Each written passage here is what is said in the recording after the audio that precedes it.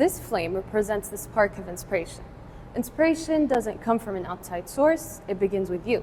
Inspiration begins as a quiet thought, a feeling, or an idea that stirs something inside you. And that spark would only grow and light up when you find your flame and light the flames of others. In order to find your flame, you need to find your purpose. You might ask, how would I do that? Allah subhanahu wa ta'ala said, وَفِي أَنفُسِكُمْ أَفَلَا تُبْصِرُونَ.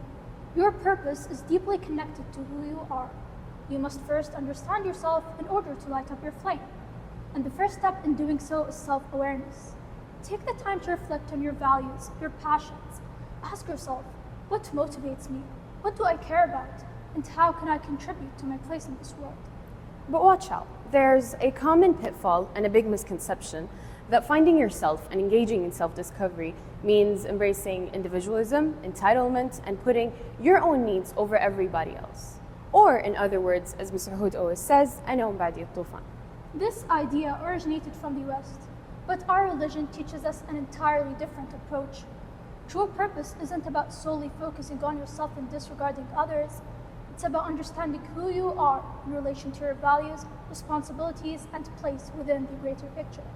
What is the greater picture though? Allah subhanahu wa ta'ala said, Bismillahir Rahmanir Rahim, وَمَا خَلَقْتُ الْجِنَّ وَالْإِنسَ إِلَّا لِيَعْبُدُونَ.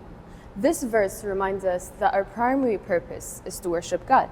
However, this worship isn't only limited to rituals. It includes viewing your everyday roles such as a student, a parent, a teacher, a leader, a community member as opportunities to find our purpose and serve God. If you are a student, your greater purpose is to seek knowledge, because the hadith states, طَلَبُ الْعِلْمِ فَرِيضَةٌ عَلَى كُلِّ مُسْلِمٍ. And if you are a parent, your greater purpose is to raise righteous offspring who will grow to be good people spreading goodness in the world. When done with the right intentions, even the smallest actions can be considered an act of worship that contributes to the greater purpose of life, which is ibadah. Wake up every day with this hadith in mind. إِنَّمَا الْأَعْمَالُ بِالنِّيَّاتِ وَإِنَّمَا لِكُلِّ امْرِئٍ مَا نَوَى. We as Muslims have the blessing of the Quran, our guide to living a meaningful life full of purpose.